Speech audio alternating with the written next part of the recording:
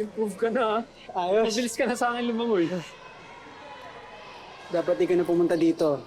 Graduation mo today. Sabi ko naman sa'yo, sunod ako sa after party. Ayoko na nga pumunta sa graduation. Babe, special day mo yun. And sabi ni Eva, speaker daw si Tita Charlene. Kaya nga ayaw kong pumunta eh. It's so embarrassing, right?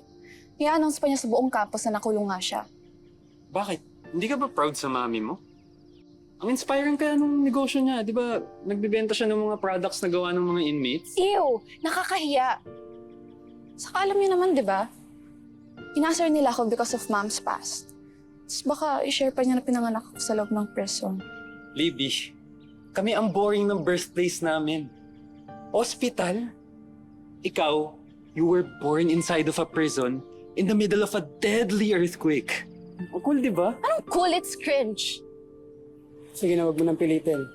Kung nahiyaman si Libby, respeto na lang natin yung nararamdaman niya. Kasi valid yun. Thanks, babe. Buti ka pa naiintindihan ako. Pero babe, gusto ko, pumunta ka pa rin sa graduation mo. After yan, di mo naman ulit makikita yung mga classmates mo. Last na to. Kaya tiisin mo na lang. Tapos, nag-enjoy na lang tayo sa after party.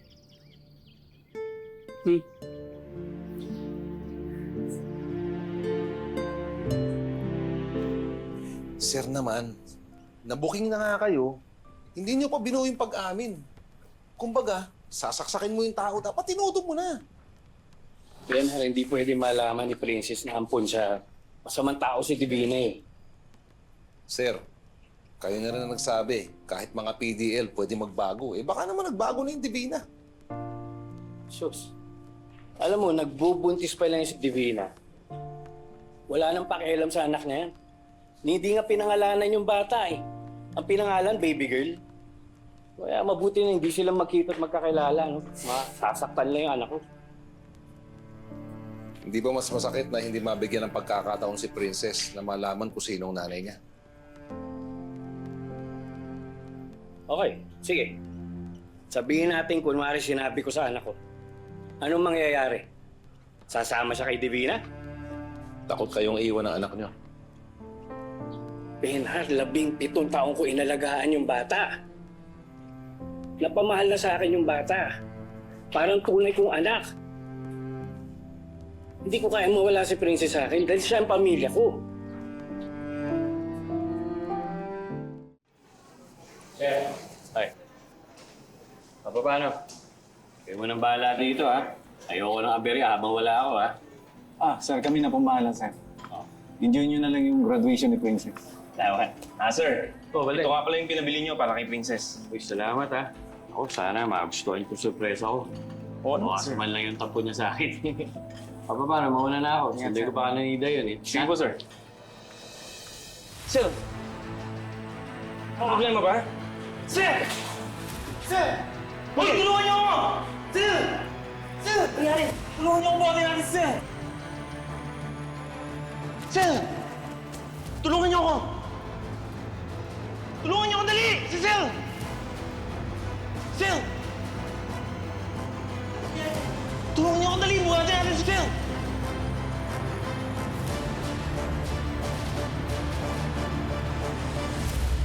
Anak, halika.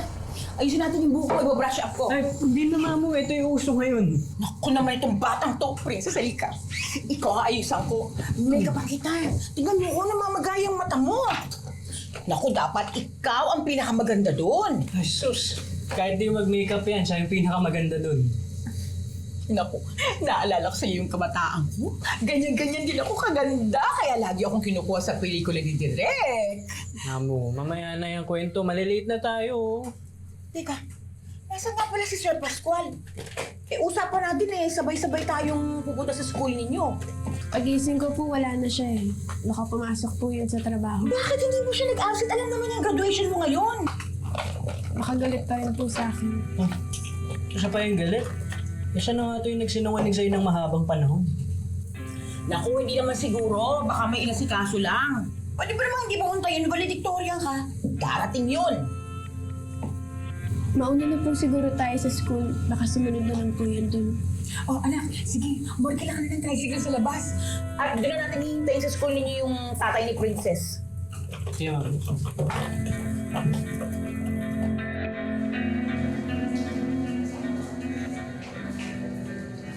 Princess! Binilan ka namin ito! Salamat po. Sundan. Wala pa eh. Baka may pinuntahan lang. Posible mo hindi sumipot yun eh. Ikaw ang bida ngayong araw na to. Darating yun. Yan nyo na po. Kung ayaw niya, di ba? Mahirap naman pilitin yung tao kung ayaw.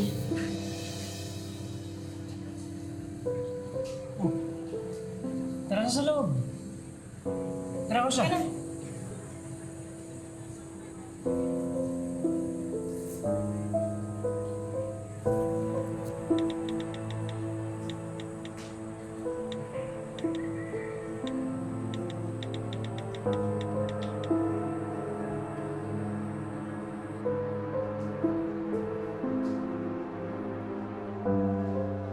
Lozano Genevieve.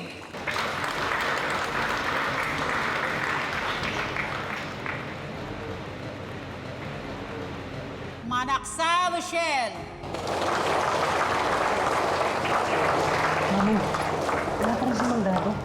Relax ka lang, dadating yun. Oras na. Ang dadating na dapat hindi kang kalma. Valedictorian yung anak dadating. Pascual Princess.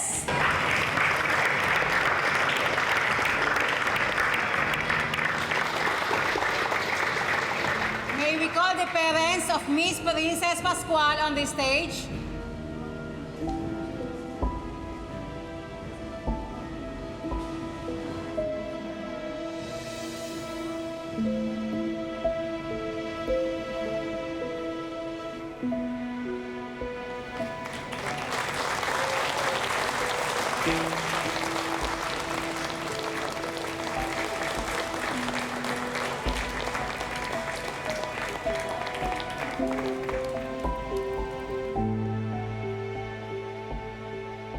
Yes sir, andito po kami ni Sir Pascual ngayon sa ospital. Bigla ako siya nag-collapse kanina eh. Sige po sir, sabihin ko sa kanya pagising niya.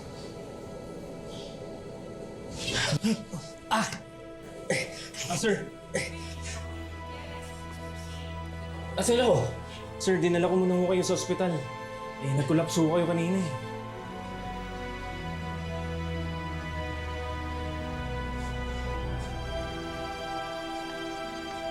Anong oras na? Anong oras? Sir, hindi pa kayo pwede umalis. Hindi pa kayo tapos. Wala akong pakialam. Kailangan pumunta ako sa graduation anak ko. Sir, kailangan niyo pa pong magpa-x-ray. Baka may bali po kayo. Nurse, next time na. Sorry, kailangan pumunta sa graduation anak ko eh. Next time ah.